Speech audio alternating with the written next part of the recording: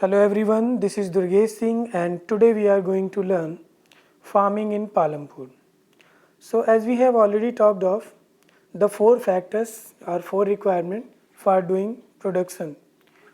Either it is a goods or services. तो services हो या चाहे गुड्स हो उनके प्रोडक्शंस के लिए हमें फोर रिक्वायरमेंट है. एक है लैंड, लेबर सेकंड, थर्ड है आपका physical capital and the last one is a human capital. So one by one with the example of the story of Palampur we will try to understand and develop the concept how to do production या production कैसे होते हैं in service sectors and in goods. तो goods और services का production कैसे होता है, what are the requirements, with the help of this story we will try to understand. So let us first understand the importance of land. So if we go by the story that is of the Palampur. तो पालमपुर में हमने देखा था कि वहाँ का जो majority था, majority of the people were dependent on the farming. तो मेजोरिटी ऑफ द पीपल वहाँ पे जो थे वो फार्मिंग पे डिपेंड थे. अगर हम डेटा से बात करें तो नियरली 75% जो पीपल थे वो जो है फार्मिंग पे डिपेंड थे फॉर देयर लाइवलीहुड. यानी अपनी जीविका के लिए, अपने आप को सर्वाइव करने के लिए they were doing farming. So most of their production was done in a farmland. अब वो फार्मिंग करते थे, दैट मीन्स कि या तो उनके पास खुद का फार्म होगा यानी वो फार्मर्स है, इधर they are being hired by someone या तो फिर वो किसी के द्वारा हायर किए गए हैं and they are working for someone else and they will get the money और the share whatever the negotiation has been made between them. या फिर वो किसी का लैंड एक्वायर कर लिए हैं और उनके बीच में निगोशिएशन हुआ है कि 1/3 या 1/2 प्रोड्यूस जो भी होगा उसको वो आपस में डिस्ट्रीब्यूट कर लेंगे. तो इस तरह से एक निगोशिएशंस के थ्रू भी वो वर्क कर सकते हैं फार्मर या तो फिर उनका खुद का लैंड हो और या फिर वो एज ए फार्म लेबरर्स के फॉर्म में काम कर रहे हो. सो इस तरीके से वो इन्वॉल्व थे. यानी 75% पीपल जो वर्किंग थे, जो फार्मिंग में काम कर रहे थे, दैट डजंट मीन कि सबके पास अपना खुद का लैंड था. कुछ फार्म लेबरर थे, कुछ फार्मर्स थे. Now if 75% of the village people are involve in the farming, that means if we increase the farming production this will also help them और will increase their living standard और their well being. तो अगर हम समझे ऐसे कि ये जो फार्मर है यानी 75% पीपल अगर फार्मिंग में इन्वॉल्व हैं, अगर फार्मिंग का प्रोड्यूस बढ़ा दें, फार्मिंग प्रोडक्शन बढ़ा दें, तो इसका मतलब इनके पास सरप्लस बढ़ जाएगा 75% लोगों के पास, और उस सरप्लस को वो सेल करेंगे तो उनके पास पैसे होंगे. That means it will ultimately increase their living standard और देयर वेल बीइंग. तो फार्मिंग के प्रोडक्शन को अगर हम बढ़ा दें तो इनकी कंडीशन भी हम बेटर कर सकते हैं क्योंकि 75% से ज़्यादा लोग इन्वॉल्व हैं फार्मिंग में. तो देखिए, व्हाट आर द कंस्ट्रेंट, मतलब प्रॉब्लम्स क्या है. अगर हमें इंक्रीज करना है तो उसके लिए प्रॉब्लम क्या आ रही है. ये हमें प्रोडक्शन को अगर बढ़ाना है उनके, भाई हमें पता है कि उनके प्रोडक्शन अगर हम उनके प्रोडक्शन को बढ़ा दें, फार्मिंग प्रोडक्शन बढ़ा दें तो उनकी वेल बीइंग यानी उनका लिविंग स्टैंडर्ड बढ़ जाएगा. They will get much more money than earlier. तो उनको उस पहले से ज़्यादा पैसे मिलेंगे और पैसे पहले से ज़्यादा मिलेंगे तो अल्टीमेटली उनका लिविंग स्टैंडर्ड हो जाएगा. तो इसमें प्रॉब्लम्स क्या है, what are the constraint in raising farm production. Constraint का मतलब यहाँ पे है ऑब्स्टिकल्स है, बाधाएँ क्या हैं, ऑब्स्टिकल्स क्या हैं फार्म प्रोडक्शन को रेज करने में. तो सबसे बड़ी जो प्रॉब्लम है वो है कि लैंड जो है वो फिक्स्ड है. Land is fixed. इसका क्या मतलब है, और ये फिक्स कब से है, सिंस 1960 के बाद कोई भी लैंड में एक्सपेंशन नहीं हुआ. अब इसके पीछे रीज़न क्या हो सकता है, व्हाट आर द रीज़न, क्यों लैंड फिक्स है. और अगर आप डेटा से भी देखो तो देखो यहाँ पे 1950-51 में 129 मिलियन हेक्टेयर्स लैंड था और 1990 में 157 हो गया, फिर 2001 में 156 हो गया. तो इस तरह से आप देखिए कि 1990 के बाद से अगर ये जो डेटा है उस पर भी देखें तो बहुत ज़्यादा अंतर नहीं आया, 56, 57, 55 ऐसे ही रहा, यानी लैंड जो है वो इंक्रीज नहीं हुआ। तो वाई, और लैंड इंक्रीज करने का मतलब जैसे मान लीजिए आपके पास 1 हेक्टेयर ज़मीन है, लैंड है, और आपने उस पर फार्मिंग किया, बाद में आपने उसको बढ़ा के 2 हेक्टेयर कर लिया। तो जैसे ही आपने अपना लैंड का एक्सपेंशन किया, आपका प्रोड्यूस क्या होगा, प्रोडक्शन बढ़ जाएगा, and it will ultimately increase your income, तो आपकी इनकम भी बढ़ जाएगी। लेकिन 1960 के बाद से लैंड जो है वो एक्सपैंड नहीं किया। तो क्या कारण था? तो इसका सबसे बड़ा और सिंपल सा रीज़न ये है कि by then some of the waste lands in the village had been converted to cultivable land.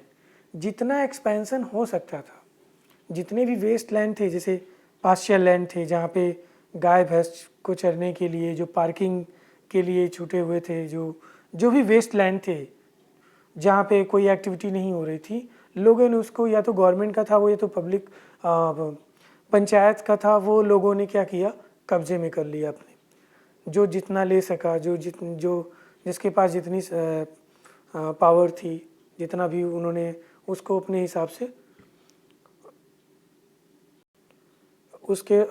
से कन्फिस्केट कर लिया, यानी अपने अंडर में ले लिया। तो इस तरह से कब्जा हो गया।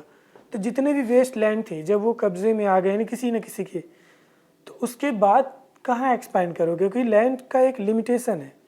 आप उससे ज़्यादा, जब उसका एक लिमिट है, लिमिट ख़त्म हो गया तो उससे ज़्यादा आप नहीं कर सकते। तो अब जैसे इंडिया की एक बाउंड्री है, तो इंडिया अपनी बाउंड्री के बाहर थोड़ी जाके किसी लैंड को एक्वायर कर सकता है।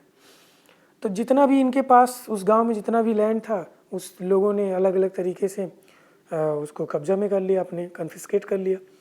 अब जब वो जो बचे हुए लैंड थे वो कन्फिस्केट हो गए, तो फिर कहाँ से अब एक्स्ट्रा लैंड कहाँ से आएंगे? तो पॉसिबिलिटी ही नहीं।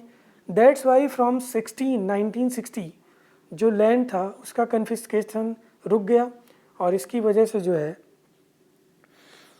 लैंड फिक्स हो गया। और लैंड फिक्स होने का मतलब उनका फार्म प्रोडक्शन भी क्या हो गया, फिक्स हो गया। So there exists no further scope to increase farm production by bringing new land under cultivation. तो ये जो एक ऑप्शन था कि लैंड को बढ़ा दो, आप पेड़ पौधे उसको काट के हटा के उसको फिर फार्मिंग करो जिससे आपका प्रोडक्शन बढ़ जाए, ये जितना भी हो सकता था वो कर लिया जाए। 1960 तक वो सब कुछ हो गया था, सारे वेस्ट लैंड जो थे वो कल्टीवेशन में कन्वर्ट हो गए थे। और आप डेटा में भी देख सकते हो कि 1950 में देखिए 129 था, 1990 का अगर ग्राफ आप देखो तो 157, और उसके बाद वही लगभग स्टेबल रहा। इसमें भी आप देखो तो सेम रहा। अब ये जो है एक स्टैंडर्ड यूनिट है मेज़र करने का, हेक्टेयर। हम लैंड जो है हेक्टेयर में ही मेज़र करते हैं, और 1 hectare equal to 10,000 metre square. यानी अगर जैसे हम एरिया को लेंथ इंटू ब्रेथ से हम एरिया निकालते हैं किसी भी, तो यहाँ पे जो 100 मीटर है ये लेंथ 100 मीटर और ब्रेथ यानी वाइड है। तो इसका अगर आप कैलकुलेशन करेंगे सिंपली तो ये 100 इंटू 100 10,000 मीटर स्क्वायर हो जाएगा, मीटर इंटू मीटर स्क्वायर। तो ये है हेक्टेयर का एक मेजरमेंट, इसका यूज किया जाता है लैंड को मेज़र करने में। जनरली गांव में आप देखेंगे तो बीघे और बिस्वा में जो है मेज़र किया जाता है, कि जैसे बोलते हैं कि 1 बीघा इक्वल टू 20 बिस्सा, और ऐसे उनका एक लोकल मेजरमेंट है। बट जो एक स्टैंडर्ड मेजरमेंट है वो हेक्टेयर है। अब कहीं पे 1 बीघा इक्वल टू 15 है, 15 बिस्सा होता है, कहीं पे 1 बीघा इक्वल टू 13 या 1 बीघा इक्वल टू 20। तो ये चूँकि लोकल मेजरमेंट है, तो ये स्टेट टू स्टेट जो है, स्टेट वाइज जो है ये इसका मेजरमेंट भी अलग अलग होता है। लेकिन आप जनरली हेक्टेयर में ही लैंड को मेज़र करते हैं। तो ये था आपका मेजरमेंट को लेके। तो हमने देखा कि एक तरीका था कि लैंड को हम ज़्यादा से ज़्यादा इंक्लूड करें और उसके बाद उस प्रोडक्शन कर सकें, लेकिन 1960 के बाद ये वाला स्कोप ख़त्म हो गया। तो फिर कुछ दूसरा तरीका हम ढूंढेंगे, क्योंकि लैंड फिक्स है, अब उसको हम बढ़ा नहीं सकते, तो हमें कुछ अदर तरीके ढूंढने होंगे ना। तो वो तरीके क्या होंगे, the other ways to increase the production. इस पे रुको, ये थोड़ा क्वेश्चन है, इस पे बेस्ड हमने बनाया था, तो ये क्वेश्चन आप कर लीजिएगा, बहुत सिंपल सा है। और इसके बाद ये तो what are the other ways to increase the production? तो जैसे लैंड तो फिक्स है, उससे तो प्रोडक्शन हो नहीं सकता, फिर दूसरा क्या तरीका है? तो दूसरा एक तरीका हो सकता है मल्टीपल क्रॉपिंग। अब मल्टीपल क्रॉपिंग क्या है? To grow more than one crop on a piece of land during year is known as multiple cropping. यानी एक साल में एक ही पीस ऑफ लैंड पे आप एक से ज़्यादा क्रॉप का प्रोडक्शन कर दो तो उसे बोलते हैं आपका मल्टीपल क्रॉपिंग। इसमें आपका overall through out the year आप देखेंगे तो आपका प्रोडक्शन बढ़ जाएगा, और अगर आपका प्रोडक्शन बढ़ गया दैट मीन्स कि आपकी इनकम बढ़ गई।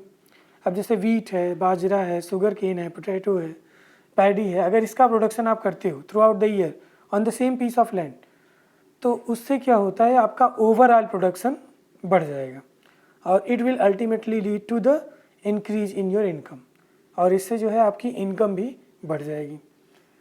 अगर इसको एग्जाम्पल के थ्रू समझे तो पालमपुर में इस तरीके को लिया गया था। तो वहाँ पे क्या था कि जैसे रेनी सीज़न, जो खरीफ का सीज़न बोलते हैं, उस टाइम पे ज्वार और बाजरा को ग्रो करते हैं। देन और ये जनरली पैडल ये जो इसको जो ज्वार है, बाजरा है, इसको कैटल को फीड कराने में भी इसका काफ़ी हेल्प होता है। इसके स्टेम वगैरह को खिला देते हैं जानवरों को। And it is followed by cultivation. अक्टूबर और दिसंबर में आपका जो है पोटैटो का कल्टीवेशन होता है। इसी तरह से विंटर में आपका वीट का प्रोडक्शन होता है। तो इस तरह से अगर आप एक रोटेशन में क्रॉपिंग का कल्टीवेशन करें, तो थ्रू आउट द ईयर आपका ओवरऑल इनकम इंक्रीज हो जाएगा, और ये अल्टीमेटली आपकी इनकम को भी बढ़ा देगा।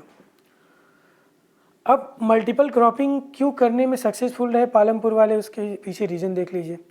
तो सबसे पहले जो मेन रीज़न है वो ये था कि उनके पास एक वेल डेवलप्ड इरिगेशन सिस्टम है। अगर आप वन पीस ऑफ लैंड पे through out the year farming करना चाहते हैं तो उसके लिए आपके पास इरिगेशन सिस्टम बेस्ट होना चाहिए, क्योंकि रेन तो अपने टाइम पे ही होगा, बारिश अपने टाइम पे ही होती है, और वो थ्रू आउट द ईयर तो होगा नहीं। तो इस तरह से रेन पे डिपेंडेंट अगर होंगे तो आप मल्टीपल क्रॉपिंग नहीं कर सकते।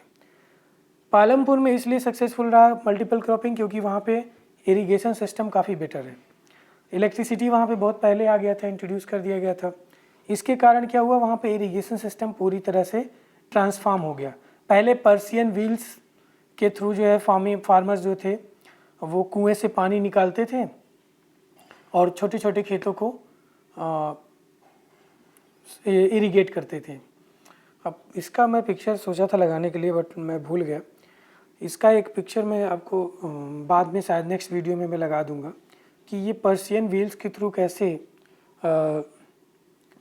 इरिगेशन होता था। आप सिंपली देखो कि कुएं से आप पानी निकालते हो और यहाँ पे ये जो व्हील एक होता है उस पर ना, उसमें ह्यूमन एफर्ट होता है। ये पर्सियन व्हील्स क्या था, इसमें जो है हम कैटल्स का भी यूज़ करते थे क्योंकि पानी बहुत देर तक खेतों में जाना था, और उसके थ्रू जैसे गन्ने की जो मशीन होती है गांव में, जिस तरह से वो कैटल को चारों तरफ घुमा घुमा के जो है वो गन्ने के रस को निकालते हैं, उसी तरह से इसका एक कॉन्सेप्ट था जिससे इरिगेशन किया जाता था। आप इसको अगर गूगल पे सर्च कर लोगे पर्सियन व्हील्स तो वहाँ पे आ जाएगा, तो वहाँ से भी आप देख सकते हो कि कैसे पहले इसके थ्रू इरिगेशन होता था। अभी उन्होंने क्या किया, अभी वहाँ पे इलेक्ट्रिसिटी आ गई तो वहाँ पे ट्यूबवेल्स गवर्नमेंट ने इस्टेब्लिश कर दिए। तो ट्यूबवेल्स जो है इलेक्ट्रिसिटी से चलता है और इसमें बहुत ज़्यादा मात्रा में ग्राउंड वाटर को वो निकालते हैं with the help of electricity, और उसके बाद उससे जो है खेतों को जो लैंड्स होते हैं, जो फार्मिंग लैंड है, उसको इरिगेट किया जाता है। तो इससे आप बड़े से बड़े लैंड को जो है काफ़ी जो बड़े से बड़े जो प्लॉट्स होते हैं उसको आप इरिगेट कर सकते हो बहुत आसानी से, क्योंकि इलेक्ट्रिसिटी से चलेगा। तो पहला ट्यूबवेल्स जो है, शुरू में कुछ ट्यूबवेल्स को गवर्नमेंट ने शुरू में कुछ इंस्टॉल किया वहाँ पे गांव में, पालमपुर में।